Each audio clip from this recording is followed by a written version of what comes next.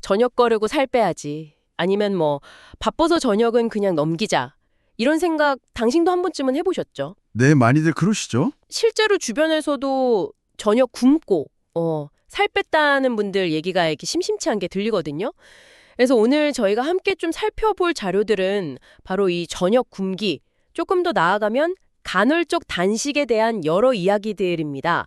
뭐 개인적인 경험담 블로그 글부터 건강정보 기사, 아예 직접 비교 실험을 해본 보고서까지 당신께서 보내주신 자료들로 한번 모아봤습니다. 네네. 이걸 바탕으로 저녁을 건너뛰는 게 우리 몸에 구체적으로 어떤 변화를 주는지, 그냥 뭐 살 빠지는 거 말고 혹시 다른 이점이나 아니면 또 예상 못한 부작용은 없는지 좀 깊이 파헤쳐 보려고 합니다. 단순히 저녁 굶기 좋다, 나쁘다 뭐 이런 걸 넘어서 이게 진짜 당신한테 맞는 방법일지 판단하는 데 필요한 핵심 정보들을 좀 찾아보는 게 이번 탐구의 목표입니다. 자, 그럼 바로 시작해 볼까요? 네, 아주 흥미로운 주제예요. 이게 그냥 칼로리 섭취 줄이는 거 그 이상이거든요. 우리 몸의 어떤 생리적인 변화랑 아주 밀접하게 연관되어 있어서요. 보내주신 자료들 보니까 뭐 체중 변화는 기본이고 수면의 질이라든지 혈당 조절 능력, 심지어는 그 세포 차원의 어떤 자정작용까지 정말 다양한 측면을 다루고 있더라고요. 특히 좀 눈여겨볼 점은 단순히 얼마나 굶느냐 이게 다가 아니라 언제 굶는지가 중요하다는 거, 그 시간 영향학이라는 관점인데요. 이게 어쩌면 핵심일 수 있습니다. 네. 가장 먼저 딱 눈에 띄고 또 많은 분들이 사실 기대하는 효과는 역시 체중 감량 아니겠습니까? 그렇죠. 자료들을 보니까 저녁 식사를 딱 건너뛰면 하루 총 섭취 칼로리가 대략 한 500에서 800칼로리 정도? 그 정도 줄어들 수 있다고 하네요. 그래서 그런지 뭐 1, 2주 만에 2, 3kg 빠졌다. 아니면 아침에 몸이 가볍고 붓기도 좀 줄었다. 이런 경험담이 많아요. 특히 밤에 뭘 먹거나 늦은 저녁 자주 드시던 분들은 효과가 더 크다고 하고요. 네, 맞아요. 칼로리 섭취가 줄어드니까 체중이 빠지는 건 뭐 가장 직접적인 효과죠. 우리 몸은 일단 들어오는 에너지가 줄면 간이나 근육에 저장해둔 탄수화물, 글리코겐이라고 하죠. 그걸 먼저 쓰고 그게 좀 떨어지면 이제 비축해둔 지방을 분해해서 에너지원으로 쓰기 시작하거든요. 이게 바로 이제 체지방 감소로 이어지는 기본 원리인 셈이죠. 다만 갑자기 이렇게 굶으면 다음 식사 때 약간 보상 심리 때문에 폭식하게 될 가능성이 높아요. 그래서 자료들에서도 점심을 좀 든든하게 그리고 영양가 있게 챙겨 먹어서 저녁 공복 시간 동안 너무 배고프지 않게 미리 좀 대비하는 게 중요하다 이렇게 공통적으로 지적하고 있습니다. 그리고 저녁을 건너뛰니까 잠을 더 푹 자게 됐다는 이야기도 상당히 흥미로웠어요. 저도 가끔 좀 늦게 먹고 자면 속 더부룩해서 뒤척일 때가 있거든요. 네, 있죠. 자료에 따르면 저녁을 굶으면 밤 동안 소화기관이 좀 쉬니까 수면의 질 자체가 높아진다는 거죠. 특히 그 잠자는 동안 분비된다는 멜라토닌이나 성장 호르몬 분비에도 좋다고 하니 단순히 뭐 배가 편한 것 이상의 효과가 있나 봐요. 맞습니다. 식사 시간, 특히 저녁 식사 시간이 수면 주기하고 아주 밀접하게 연결되어 있어요. 우리 몸은 자연스럽게 밤이 되면 수면을 유도하는 호르몬, 그 멜라토닌을 분비하기 시작하는데요. 늦은 시간에 음식을 먹으면 이걸 소화시키느라 멜라토닌 분비가 좀 방해받을 수 있거든요. 반대로 저녁 식사를 좀 일찍 마치거나 건너뛰면 소화 부담 없이 몸이 딱 휴식 모드로 들어가면서 멜라토닌 분비가 더 잘 돼서 더 쉽게 그리고 깊게 잠들 수 있게 되는 거죠. 그리고 또 공복 상태는 성장 호르몬 분비를 좀 자극하는 경향이 있어요. 이 성장 호르몬이 깊은 잠, 그러니까 서파 수면 단계를 늘려주고 또 수면 중에 세포 재생이나 근육 회복 같은 중요한 역할도 하거든요. 그러니까 늦은 식사가 그냥 단순히 위장에 부담 주는 걸 넘어서 수면 관련 호르몬 분비 사이클 자체에 영향을 줄 수 있다는 말씀이시군요. 바로 그렇습니다. 어떻게 보면 소화 활동이랑 수면 유도 과정이 서로 좀 경쟁하는 셈이라고 볼 수 있죠. 혈당 관리 쪽에서도 긍정적인 효과가 있다는 점이 되게 인상 깊었어요. 저녁 식사를 건너뛰거나 아주 가볍게 하면 식사 후에 혈당이 확 치솟는 그 혈당 스파이크를 피할 수 있고 또 하루 전체적인 인슐린 수치를 안정시키는 데도 도움이 된다고요. 그래서 당뇨병 위험이 좀 높은 전 단계에 있거나 인슐린 저항성 개선이 필요한 분들한테 유익할 수 있다 이런 내용의 여러 자료에서 나오더라고요. 네, 맞아요. 이 부분은 우리 몸의 생체 리듬, 그러니까 24시간 주기의 자연스러운 신체 활동 리듬하고 아주 깊은 관련이 있습니다. 우리 몸의 신진대사나 호르몬 분비, 소화기능 같은 것들이 하루 중 시간대에 따라서 그 효율이 달라지거든요. 예를 들면 인슐린 민감성, 그러니까 인슐린이 혈당을 얼마나 효과적으로 조절하는지는 보통 오전에 제일 높고 저녁으로 갈수록 좀 떨어지는 경향이 있어요. 그래서 같은 양의 음식을 먹더라도 저녁 늦게 먹는 게 오전에 먹는 것보다 혈당 조절에 더 큰 부담을 줄 수 있다는 거죠. 아까 잠깐 말씀드린 시간 영향학이 바로 이런 점에 주목하는 겁니다. 단순히 뭘 먹냐, 얼마나 먹냐뿐 아니라 언제 먹느냐가 건강에 중요하다는 관점인데 저녁 단식은 이런 생체 리듬에 좀 맞춰서 혈당이나 인슐린 조절 능력을 개선할 수 있는 전략이 될 수 있는 거죠. 아, 전문가님 설명 들으니까 이제 확실히 이해가 되네요. 단순히 저녁 칼로리 줄이는 게 전부가 아니고 우리 몸의 자연스러운 리듬에 맞춰서 언제 에너지를 주고 언제 쉬게 해주느냐, 그 타이밍이 혈당 관리 효율에 직접 영향을 미친다는 거군요. 와, 진짜 흥미로운데요? 맞습니다. 그 타이밍의 중요성, 이게 최근 많은 연구에서 강조되고 있어요. 그리고 자료들 보다가 자가포식, 영어로는 오토파지라고 하던데 약간 생소하지만 되게 중요한 개념을 봤어요. 이게 우리 몸이 일정 시간 이상 굶었을 때 세포 안에 있는 낡고 손상된 단백질 찌꺼기나 노폐물 같은 걸 스스로 분해해서 청소하고 에너지원으로 다시 쓴다. 이렇게 설명되어 있던데요. 이게 어떻게 작동하고 왜 중요하다고 하는 건가요? 단순한 세포 청소를 넘어서 치매나 파킨슨병 같은 퇴행성 뇌질환 예방과도 관련이 있을 수 있다니 진짜 놀랍네요. 네, 자가포식, 이거 세포 건강과 생존에 필수적인 아주 기본적인 메커니즘입니다. 이 연구로 2016년에 노벨 생리의학상이 나오기도 했죠. 쉽게 말하면 세포가 스스로 내부를 정비하고 재활용하는 시스템인데요. 식사를 통해서 외부에서 영양 공급이 충분할 때는 이 시스템이 비교적 좀 조용하다가 식사 후에 한 12시간 이상 공복 상태가 유지되면 에너지원을 찾으려고 활성화되기 시작합니다. 이때 세포 안에 쌓여있던 불필요하거나 손상된 단백질, 기능 떨어진 미토콘드리아 이런 것들을 분해해서 아미노산이나 지방산 같은 기본 단위로 만들어요. 그리고 이걸 에너지 생산이나 새로운 세포 구성 요소 만드는 데 다시 쓰는 거죠. 그 알츠하이머병 원인 중 하나로 지목되는 베타 아밀로이드나 파킨슨병 관련 알파 시노클린 같은 특정 단백질들이 비정상적으로 쌓이는 걸 막는데도 이 자가포식 과정이 중요한 역할을 할 수 있다고 알려져 있습니다. 그렇군요. 그럼 효과적인 자가포식을 위해서는 최소 몇 시간 정도 굶어야 하는 건가요? 이게 자료마다 조금씩 다른 것 같기도 하고요. 자가포식이 시작되는 시점은 대략 한 12시간 공복 후부터라고 보는데요. 그 효과가 좀 의미 있게 나타나려면 보통 16시간 이상의 공복이 권장되는 경우가 많습니다. 물론 이건 개인차가 있을 수 있고요. 이 과정은 세포 청소뿐만 아니라 염증 반응을 줄이고 면역 체계를 강화하는 데도 긍정적인 영향을 줄 수 있는 걸로 연구되고 있습니다. 16시간. 와, 생각보다 꽤 긴 시간이네요. 마지막으로 짚어볼 긍정적인 점은 저녁을 꾸준히 굶다 보면 진짜 배고픔이랑 그냥 입이 심심하거나 습관적으로 느껴지는 가짜 배고픔을 좀 구분하게 된다는 거예요. 처음 며칠은 좀 힘들 수 있지만 점점 내 몸의 신호에 더 민감해지면서 진짜 에너지가 필요할 때만 먹는 습관이 자리 잡고 자연스럽게 야식이나 불필요한 간식, 특히 그 단 음식에 대한 갈망도 줄어든다는 경험담이 있었어요. 어떻게 보면 식습관 자체를 좀 건강하게 리셋하는 계기가 될 수도 있겠다, 이런 생각이 드네요. 네, 그럴 수 있죠. 하지만 세상에 좋은 점만 있는 방법은 없겠죠. 당연히 부작용이나 주의해야 할 점들도 여러 자료에서 지적하고 있었습니다. 가장 흔하게 나오는 게 오후 늦게부터 기운이 좀 빠지고 피로감을 느끼거나 두통, 어지럼증, 집중력 저하 이런 걸 경험하는 경우예요. 특히 아침 식사까지 거르면서 공복 시간을 너무 길게 가져가거나 저녁을 굶는 대신에 점심을 좀 부실하게 먹는 경우에는 에너지 부족으로 근육 손실이나 심하면 빈혈까지 올 수 있다, 이런 경고도 있더라고요. 유튜브 영상 자료에서도 이런 부분을 좀 현실적인 어려움으로 꼽고 있었고요. 섭취가 부족해지면 당연히 나타날 수 있는 증상들이죠. 우리 몸은 에너지가 부족하다고 느끼면 일단 활동량을 줄이고 심한 경우에는 근육에 저장된 단백질까지 분해해서 에너지원으로 쓰려고 하거든요.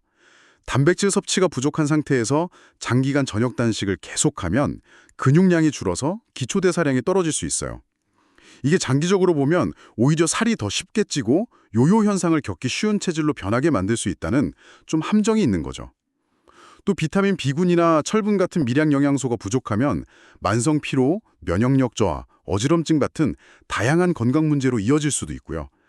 그래서 일부 자료에서는 무조건 굶는 것보다는 삶은 달걀 한두 개나 무가당 두유 한 팩, 아니면 방울토마토 몇 알처럼 위에 부담이 적으면서도 어느 정도 영양을 보충해 줄 수 있는 가벼운 저녁 식사 대용을 고려해 보는 것도 방법이라고 제안하기도 합니다. 앞서서는 잠을 더 잘 자게 된다는 긍정적인 효과가 있었는데 또 다른 자료에서는 정반대로 배고픔 때문에 잠들기 어렵거나 자다가 중간에 깨는 경우도 있다고 하네요. 아, 네. 이건 왜 그런 걸까요?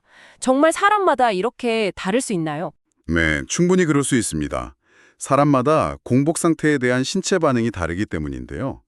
공복감이 너무 심하면 우리 몸은 이걸 약간 위기 상황으로 인식하고 스트레스 호르몬인 코르티솔 분비를 늘릴 수 있어요. 이 코르티솔은 혈당을 높이고 몸을 좀 각성시키는 역할을 하거든요. 그래서 오히려 잠드는 걸 방해하거나 얕은 잠을 자게 만들 수 있죠. 또 잠자는 동안 혈당이 너무 낮아지는 저혈당 상태에 빠지면 불안감을 느끼거나 잠에서 깨어나는 원인이 되기도 하고요. 결국 개인의 평소 식습관, 활동량, 스트레스 수준, 그리고 단식에 대한 적응 정도에 따라 수면에 미치는 영향은 긍정적일 수도 또 부정적일 수도 있는 그런 양면성이 있다고 봐야 합니다. 아, 그렇군요. 그리고 이건 정말 많은 분들이 공감하실 문제일 텐데 저녁을 꾹 참고 굶었다가 다음날 아침이나 점심에 보상 심리처럼 폭식을 하게 되는 경우요. 네네. 저도 솔직히 그런 경험이 있거든요.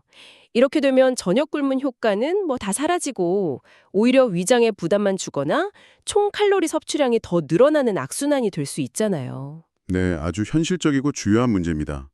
장시간 공복 후에 음식을 딱 마주하면 생리적으로도 그렇고 심리적으로도 평소보다 더 강한 식욕을 느끼게 되죠.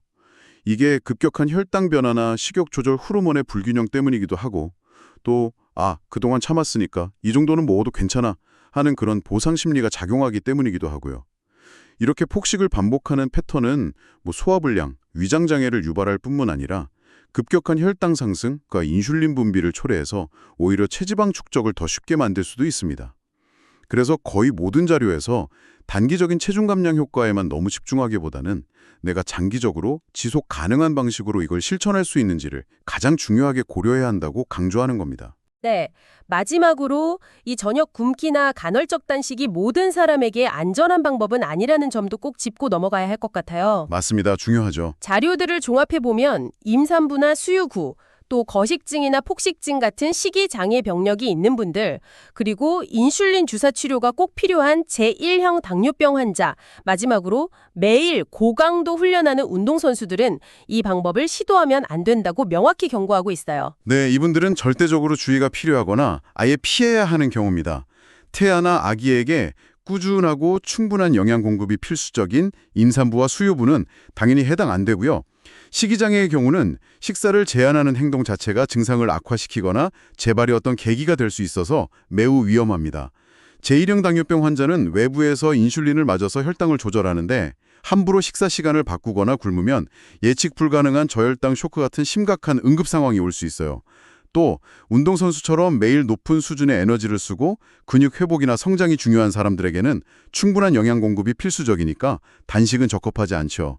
이외에도 특정 만성질환, 예를 들어 신장질환이나 심장질환을 앓고 있다거나 면역력이 좀 떨어진 상태거나 특정 약물, 특히 혈당 강화제나 혈압약 같은 걸 복용 중인 경우에는 반드시 시작하기 전에 의사 선생님이나 관련 전문가와 상담해서 자기 건강 상태에 이게 괜찮은지 안전하게 할 수 있는지 확인하는 과정이 꼭 필요합니다. 그렇군요. 장점도 분명히 있지만 확실한 단점과 위험성도 같이 있네요. 그렇다면 만약 저녁 굶기나 간헐적 단식을 시도해보기로 했다면 좀 더 현명하고 건강하게 실천하기 위한 핵심 원칙은 뭘까요? 그냥 굶는 시간을 기계적으로 채우는 것, 그 이상의 뭔가가 있을 것 같아요. 여러 자료와 전문가들 의견을 종합해보면 가장 중요하게 강조되는 두 가지 핵심 원칙은 바로 타이밍과 식사의 질입니다. 첫째, 타이밍. 단순히 하루 중 12시간 또는 16시간 이상 굶는다는 그 사실 자체보다 언제 굶고 언제 먹는지가 우리 몸의 생체 리듬과 건강에 훨씬 더 큰 영향을 미칠 수 있다는 거예요. 아까 말씀드린 것처럼 우리 몸의 소화기능이나 인슐린 민감성은 오전에 가장 효율적이고 저녁으로 갈수록 좀 떨어지거든요. 따라서 가능하면 저녁 식사를 평소보다 좀 일찍, 가급적 잠들기 최소 3시간, 4시간 전에는 마치고 밤 시간부터 다음날 아침까지 자연스럽게 이어지는 공복 시간을 확보하는 방식이 밤늦게까지 먹고 다음날 점심 무렵까지 억지로 굶는 방식보다 혈당 조절이나 대사 건강, 수면의 질 측면에서 더 유리하다는 것이 시간 영역의 핵심적인 제안입니다. 즉, 공복의 시작 시간을 좀 앞당기는 게 중요하다는 거죠. 아, 결국 우리 몸의 자연스러운 시계에 맞춰서 먹고 쉬는 시간을 조절하는 게 핵심이라는 거군요. 네, 맞습니다. 그럼 두 번째 원칙인 식사의 질은 구체적으로 어떤 의미인가요? 굶지 않는 시간 동안에는 아무거나 막 먹어도 괜찮은 건 아닐 텐데요. 당연히 아니죠. 오히려 제한된 시간 안에 식사를 해야 하니까 그 시간 동안 먹는 음식의 질이 훨씬 더 중요해집니다. 단순히 칼로리만 채우는 게 아니라 우리 몸이 필요로 하는 필수 영양소를 충분히 그리고 균형 있게 공급해야 하죠. 특히 단백질 섭취가 매우 중요해요. 근육 손실을 최소화하고 포만감을 높여서 공복 시간을 견디는 데 도움을 줄 수 있기 때문이죠. 살코기, 생선, 콩류, 두부, 달걀 이런 걸 충분히 포함시키는 게 좋습니다.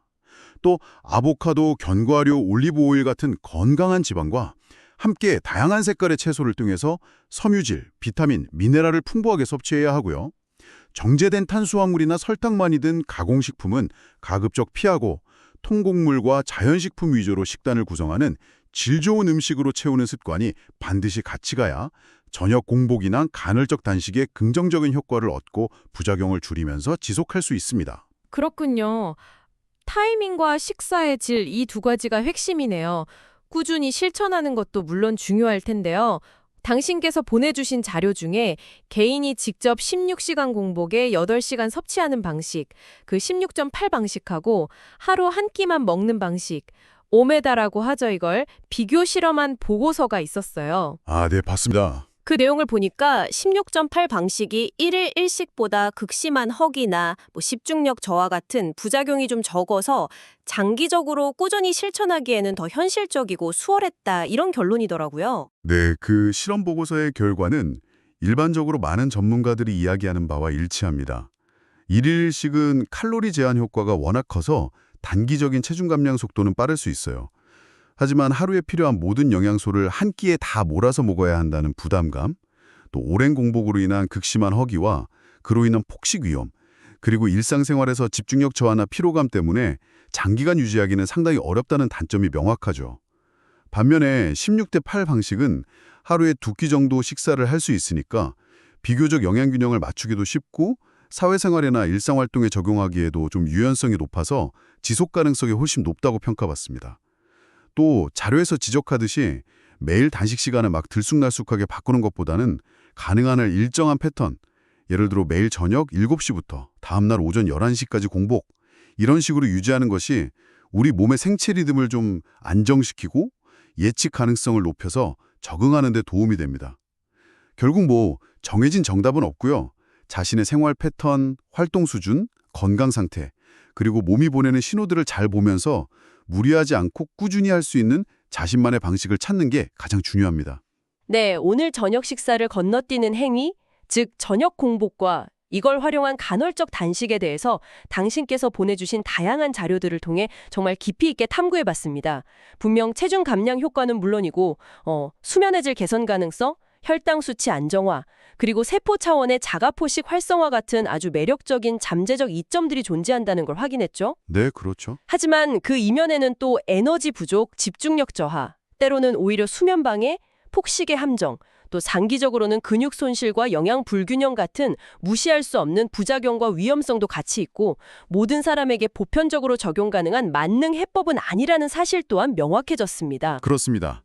오늘 논의를 통해서 가장 강조하고 싶은 점은 단순히 굶는다는 행위 자체가 무슨 마법 같은 효과를 가져오는 게 아니라는 사실이에요. 오히려 언제 먹고 언제 굶을지를 우리 몸의 자연스러운 생체 리듬에 맞추는 그 타이밍의 지혜, 그리고 먹는 시간 동안 무엇을 먹을지 신중하게 선택하는 식사의 질 관리가 저녁 공복이나 간헐적 단식의 성패와 지속 가능성을 좌우하는 핵심 열쇠라는 점을 꼭 기억해야 합니다. 맞아요. 결국 저녁 공복이나 간헐적 단식은 뭐 정답이라기보다는 우리가 활용할 수 있는 여러 건강관리 도구 중 하나로 이해하는 게 좋겠습니다. 당신의 현재 건강 상태, 생활 방식, 스트레스 수준, 그리고 또 이루고 싶은 목표 같은 것들을 종합적으로 고려해서 신중하게 접근해야 하고 그냥 유행 따라 하기보다는 자신의 몸이 보내는 다양한 신호들에 귀 기울이는 자세가 필요합니다. 그리고 필요하다면 반드시 의사 선생님이나 영양 전문가와 상담해서 안전하고 효과적인 방법을 찾는 것이 현명한 선택이 될 거고요. 마지막으로 오늘 나눈 이야기들을 바탕으로 당신께 이런 질문을 한번 던져보고 싶습니다. 우리는 지금까지 식단 관리를 생각할 때 주로 무엇을 먹을지, 얼마나 먹을지에 많은 관심과 노력을 기울여 왔습니다. 그렇죠. 네, 그렇죠. 칼로리 계산하고 성분 따지고. 네, 그렇죠. 그런데 오늘 살펴본 내용들을 다시 생각해보면 어쩌면 그보다 더 근본적으로 중요한 것이 언제 먹고 또 언제 우리 몸의 소화기관과 세포들에게 휴식을 줄 것인지, 즉 식사의 타이밍을 우리 몸 본연의 자연스러운 생체 리듬에 맞춰 조율하는 것이 아닐까요?